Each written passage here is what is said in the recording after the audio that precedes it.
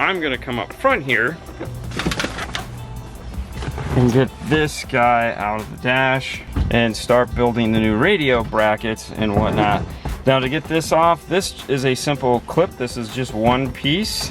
The passenger airbag indicator is attached to it. Now what you want to do when you get this off, pull this out of the assembly and plug it back in. Do not, and I can't stress this enough, do not turn this key on with that airbag unplugged. Don't do it, or you'll be making a trip back to your dealer to have your airbag light reset. Not a lot of fun. All right, you know what we're doing. Let's do it.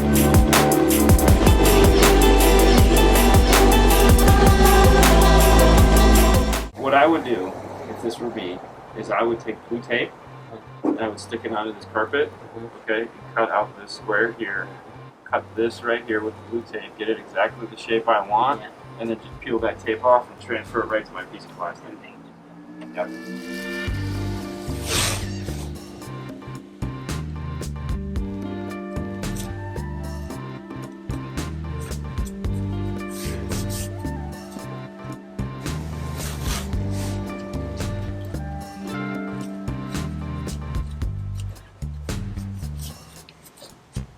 We want to make a panel that is basically this same shape here. Easiest way to replicate the shape is to go ahead and put blue tape on it. Then you can peel the blue tape off and attach it to your plastic substrate. And that will allow you to have a perfectly fit panel. You could trace it and you can cut it and you do all that. That's cool. This just works a little bit easier.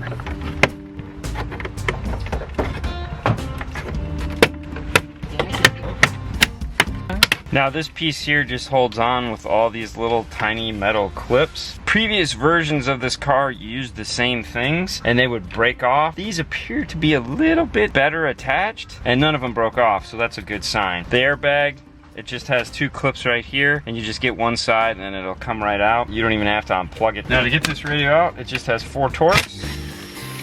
And then the other thing we want to remove too is this gear shifter right here. What we want to do is we want to put our USB flush mount in this area right here. So you need to pop this up and then there's 2 more Torx here.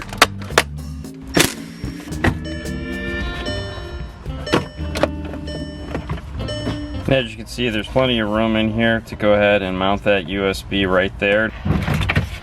Now to get this harness out, there's a clip here on the bottom. You just kind of push a little clip and it'll lift up like this and then it'll pull out. On the antenna, there's this little white clip right here. You just slide that back and push down and this comes out. This is a double antenna, so make sure you get the right antenna adapter for this or your FM will suck. Now this car, as we said at the beginning, does require a smart harness. What we're looking at is 3 wires, 3 main wires. You have 2 reds and a ground. These 2 reds are going to be constant 12 volts. And you have 2 skinny little brown wires here. These are the CAN wires. They're going to be the wires that talk to our smart harness and generate our accessory, reverse, illumination, basically everything, because all this has is power and ground. And then these 8 wires over here are going to be for our speakers. And then there's a blue plug all the way up here at the top. That's your aux jack, which we're not going to be using. Now, if you don't know if your car has the amplified system, this is the time when you can find out. Grab the main harness, grab a tone generator, and with the car off, if you hear something like that, you know that this is a non-amplified system. Now go ahead and do a front as well, because in cars like Audis, they actually use an amplifier to power half the speakers and the radio to power the other half of the speaker. So if you're not doing a Volkswagen and you're just like checking to check a front and check a rear. Now that we have the radio out, we know we're gonna put our flush mount USB. Let's head over to the bench and get some of this stuff out of the way. Now, because we are doing an amplifier, the 5-channel is going to be running up to the front with some speed wire to power up those speakers. So we have to prep the harness a little bit different way than if we were using deck power.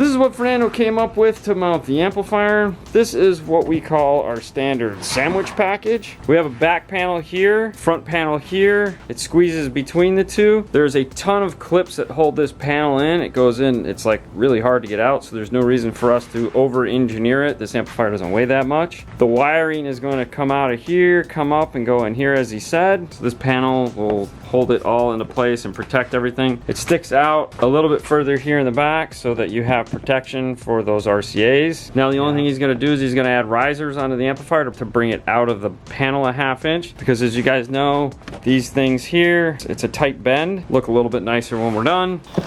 Let's open it up and see what comes in the box.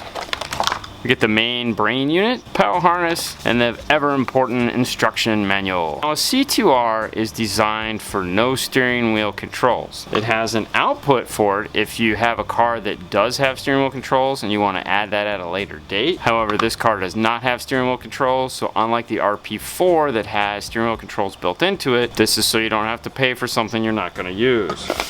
Now on the back is a bunch of instructions. These have to go for steering wheel control notes if you are going to be adding the steering wheel control. There again, we're not. We can concentrate on this side. And really the notes that you want to pay attention to on any C2R are always right here in the center of the page next to the diagram for the relay. This has a 1 amp output, which means it's not going to be enough to turn on the radio and the backup camera. We're going to have to add a relay, and that's why this is here. Anytime you see this on any one of these style instructions, add a relay. What this is telling us is this is for vehicles with or without a factory amplifier, and of course going over what I just said about the relay. Now the wire coloring on the C2R is going to be different than a standard coloring. They are a little weird. For example, green is reversed instead of purple white. Purple white in this case is VSS. What I like to do is I like to go ahead and repin them to match the new wiring code. Now the easiest way to do this is to start at the top here where the emergency brake wire is. That's a red-white. And we want the red-white to actually go to the VSS. And the VSS is purple-white. And we want the purple-white to move down here to reverse. And the reverse is green, which we're going to pull back out and put into the parking brake. So now we have the parking brake green, the VSS is red-white, and the reverse is purple-white, all colors that make sense.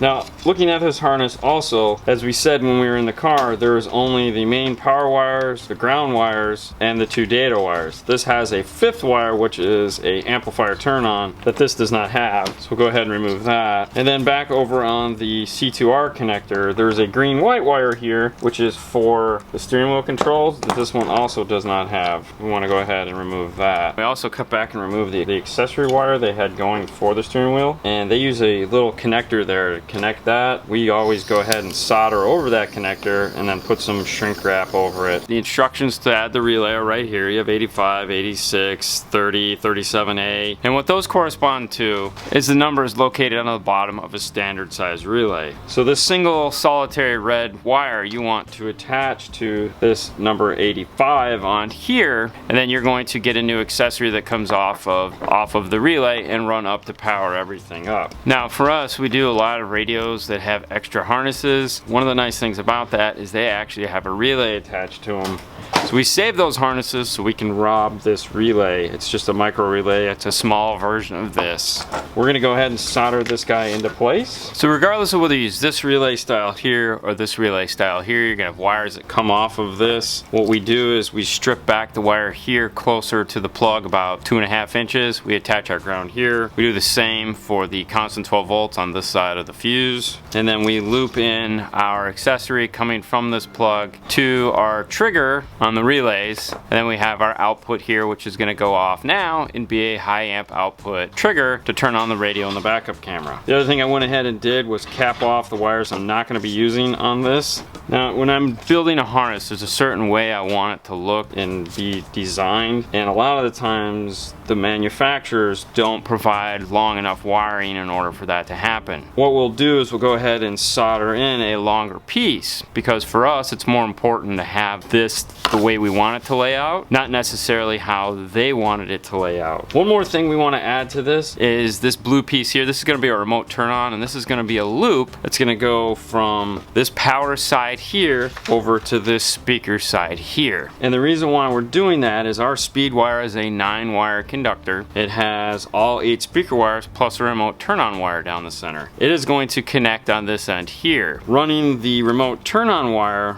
looping it through like that will allow that to happen and be very seamless and look nice. So the harness is prepped now and ready for our Pioneer harness to be attached to it. What we've done is we've separated it into 2 sides. The main power side, which is everything the radio is going to provide, and then the speaker amplifier side. This is what's going to connect to our amplifier here. What this end is comprised of is our illumination wire, our ground, our reverse trigger, our accessory, our constant 12 volts, and our remote turn on. And then this side is comprised of all 8 speaker wires and that remote turn on. Of course, our brain box is teed off of that, and this will allow it to go somewhere in the dash. It's not tight in with this, so if it needs to, it can go behind a panel, up into, down into. So the antenna adapter that we're going to use on this is the Metra 40 EU56. It has that double connector on it that we're looking for. It also has this blue wire right here. This is going to be the antenna turn on. Though the car does not have a powered antenna that moves up and down, it has an amplified antenna that is designed to get better reception. This is what's going to turn that on. This has to be hooked up to either a accessory power that turns on and off with the car, or if the radio provides it, a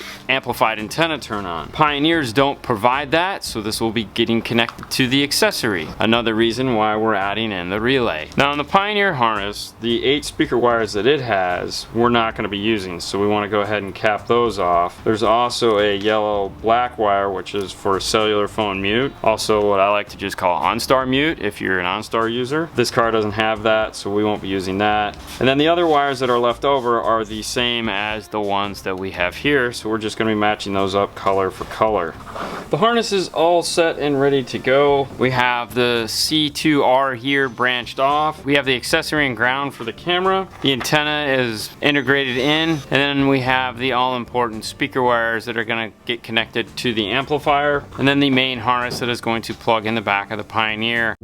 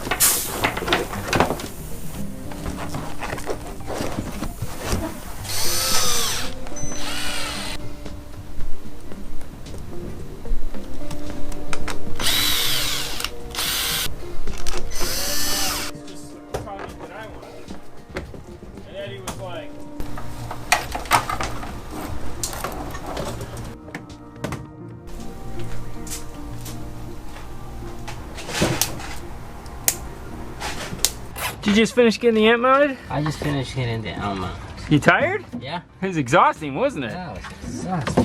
Yeah, they put a lot of clips in there, but it looks really nice. We still have the carpet to put back in here. The one nice thing about the Volkswagen is there is a giant hole right here for that wire to come through, and then there's a giant tunnel underneath that area right there for that to go into as well. I used to not be a big fan of these cars, but the more we worked on them, I was like, these things are great. Tons of room for wiring. It's a wonderful thing. Next, we're going to move on to drilling this guy and mounting our USB DMA1 in place. Now to do that, we're going to use this uni bit here, which goes up to 3/4 of an inch. That's exactly the size of this. Now, because we will be manhandling this a little bit, we'll go ahead and put a cloth down. We'll figure out what the center is, and then we have to decide if the center makes the most sense, because just because the center would be great this way and that way, that doesn't necessarily make it the best for us. We want to make sure that this guy here is far enough back so the lip doesn't stick out, and it is. So we'll go ahead and drill a hole.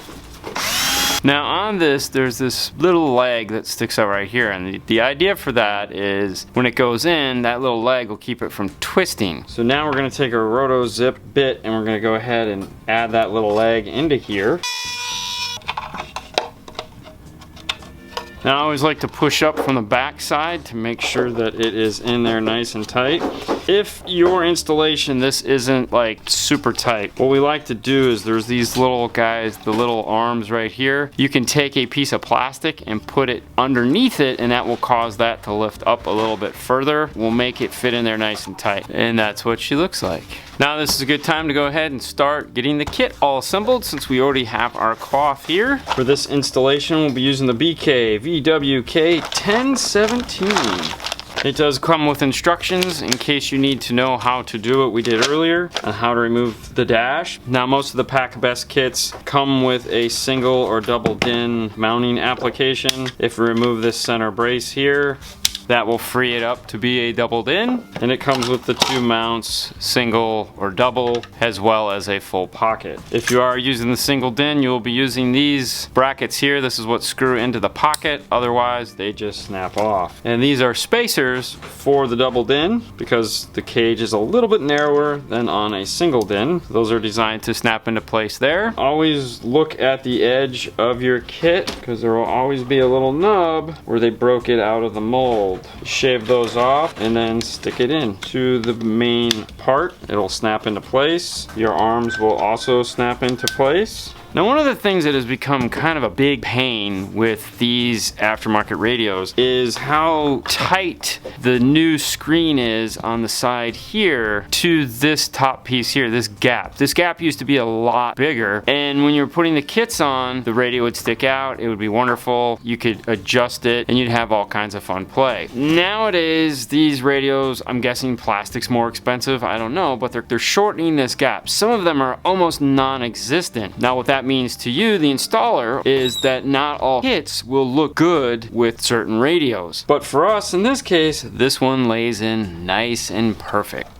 Before we tighten those up, we want to come around to the face of the radio. We want to make sure that all our gapping is straight. And then we can start by tightening up one side, flip it around, and tighten the other side. And that's it. Radio's all set. So this is our fuse holder. We want to put it somewhere in this area here where there's this nice open spot. Conveniently, there is these 2 holes here that hold this computer on, and we have a screw that will go all the way through it. So my thought is we're going to make a panel that's going to sit like this, allow us to attach our fuse. The wire can come from this area here. What we need to do is put a bend in it so that it can come from this side, and I can put the screw in to hold it in place.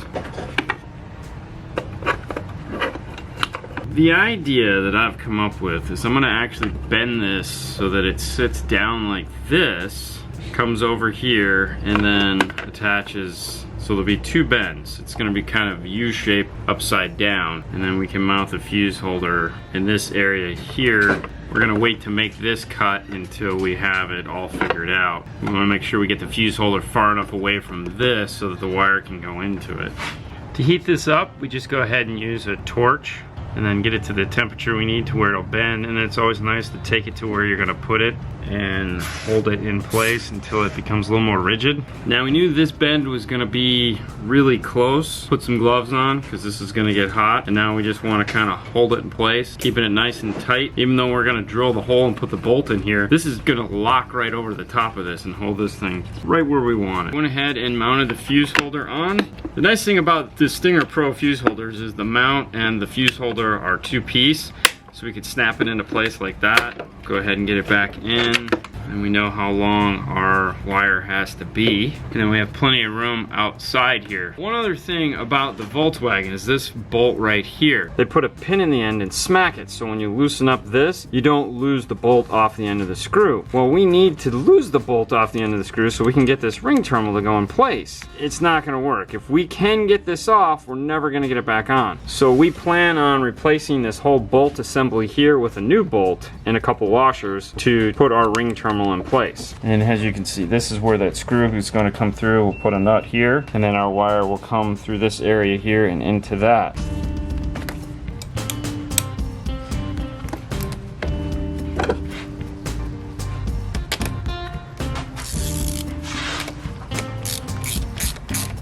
We replaced the bolt with a new bolt. Our power wire is all set and ready to go. We're gonna wait to put this on until we get this wire ran. My favorite time has come. That means we get to put the radio in. Fernando's got all his wires in the dash, so now we can tuck in the harnesses and the brain box and things that don't need to be up in our way, and then just start plugging everything back in. Before you start sliding the radio in the dash, it's always nice to just go through your head and remember everything that you're doing, and then make sure that all those pieces are actually plugged in, like your backup camera, your Bluetooth mic, stuff like that, and that they're in the right hole, because nothing's worse than putting something in the wrong hole. Not today. So we're just gonna go ahead and get these 4 screws put in. We're not gonna put the cover back on yet because we're not to that point to where we want to call this complete. We still have a couple pieces that we want to put in the car first, like back here in the trunk. I wanna go ahead and get the carpet put back in, get this panel put in, and just get this all put back together, get the seat and the all pieces so that we can get this thing turned on and listen to it. What are you doing up there, Fernando? I'm just finishing the fuse. Now, one of the things we like to do during the install is let each other take over what the other person was doing. So he's finishing up the fuse holder, I'm gonna finish putting the trunk back together. And the reason why we do that is because it puts a different set of eyes onto the situation, and that you may have missed something. You may have missed a panel, routed a wire the wrong way, or just anything. So by me coming back here and putting this back together and him finishing that up there, that perspective has come in handy and is very helpful. I gotta stop talking, I gotta get this back together. So I went ahead and put the ferrules on the wire, shrink wrapped them up so it's real easy to figure out if you ever need to take them off. Let's head up front where Fernando just finished putting that battery all set, and so he can close that trunk. And there we go, just as planned, the wire's out of the way. So that means it's time to head into the dash and start to do some testing. Polarity, all that fun stuff. All right, we got static. Let's go into the settings, go to speaker, balance and fader.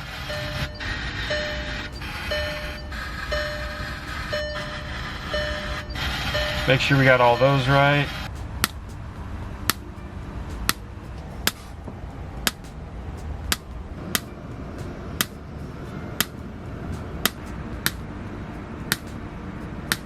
I'm gonna have Fernando jump in the car, and I'm gonna go ahead and take tape measurements of where he's at. Now, when taking the measurements, you wanna go to the center of the speaker. You wanna measure to this area right here. Obviously, you can't do that, but you know how far in the door panel was from the speaker. In this case, it's about our speaker, we'll say 2.5 inches. Go ahead and we'll add 2.5 inches to our, what we're gonna get from the grill to his ear. 42, we'll say 45, 28, 56, 45, 57. Now that we have those numbers, we'll go ahead and we'll enter them into the screen. Now this will do the calculations for us, so all we actually have to enter in is the number. At this point, all we need to do is take a little listen and see where all the gains and stuff fall. We're gonna play a little bit of sound, some actual music, and make sure our crossover points are where we want them. You ready? I'm ready. Let's get the RTA. Now, as we thought, we weren't getting any great imaging out of this. I mean, literally it's a set of coaxials on the floor. But using the time alignment, it has different positioning. Seat positionings, it has driver's front, passenger front, and then front all. On the front all, it does lift up the sound stage and move the sound up a little higher. Sounds a lot better. As far as the EQ goes, there again, it's 2 speakers on the floor. Actually just tweaking their settings just a tad. Sounds way better. Don't have to go crazy. Didn't have to do anything special. We're pretty happy with what we have. It's not bad. It's okay. Not bad. Yeah. So we're not going to torture you with making you guys listen to the 3 seconds of some of the stuff we're going to listen to. And on that, we're just going to end it. All right, guys. On to the next one. You had to think about that one for a minute, didn't you? Yeah. We end the show so many different ways depending on what we're doing. Exactly. All right, cool. Well, as he said, On to the next one. bye.